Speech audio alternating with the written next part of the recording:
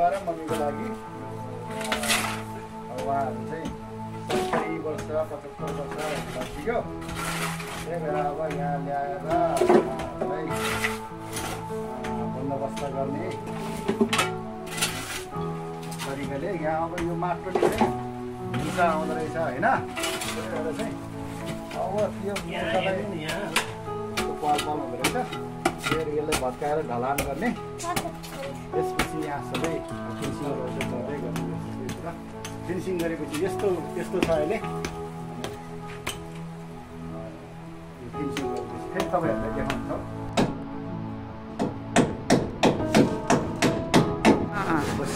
पसिना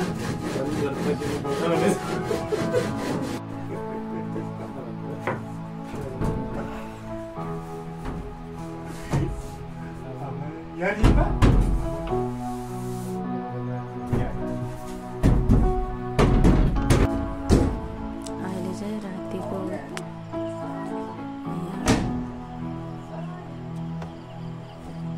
8 बजेर 18 मिनट गइसकेको छ है। हिजो 10 बजीसम्मै थियो हामी कस्तो रातभरि काम जान्छन् होला। राति 12 बजी 11:30 बजी हामी सुत्छौँ। बिहान फेरि 5 बजी उठेर के गर्छौँ।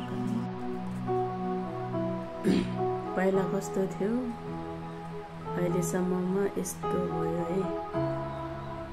अहिलेसम्ममा यस्तो भयो। सबै माथि प्लाइको फिनिसिङहरू चाहिँ भयो। मात्रै बाँकी छ।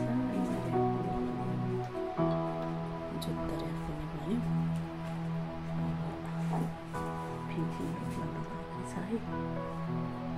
यो कलर लाउने, खप्सी लाउने अहिलेसम्ममा चाहिँ यति आयो। भुइँ ढलानदेखि लिएर सबै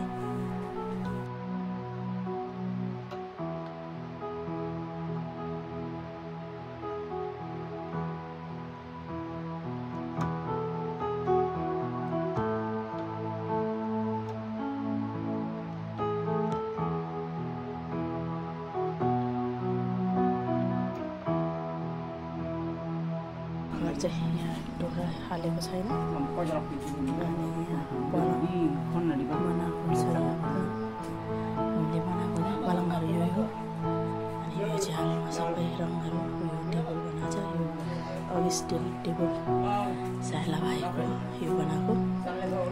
अनि यहाँ के अरे यसरी लगाएको छ रङ। माथि प्लाई डबल प्लाई छ माथिबाट। मुनिबाट फेरि प्यान्ट किनेर राखेको छ। अनि जुत्ता राख्ने राखेर यसरी बनाएको छ यहाँ। यसरी अनि यसरी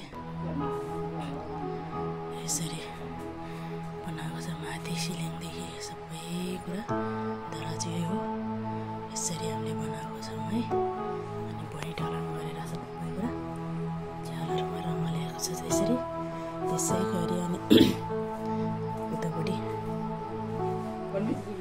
भाइहरूको फेरि साइला भाइको अफिस पनि यसरी बनाएर राखेको छ। यसरी माथि जोडाएर सबै प्लाइले यो चाहिँ भ्याएर अनि यहाँ माथि चढ्ने भर्याङ समेत बनाएको छौँ हामीले। यो सबै कुरा यसरी बनाएको। पहिला चाहिँ भाइको मात्रै यति रङ रहेछ। यहाँ चाहिँ उतापट्टि चाहिँ थिएन। यसरी बनाएको छौँ है। जय मसी।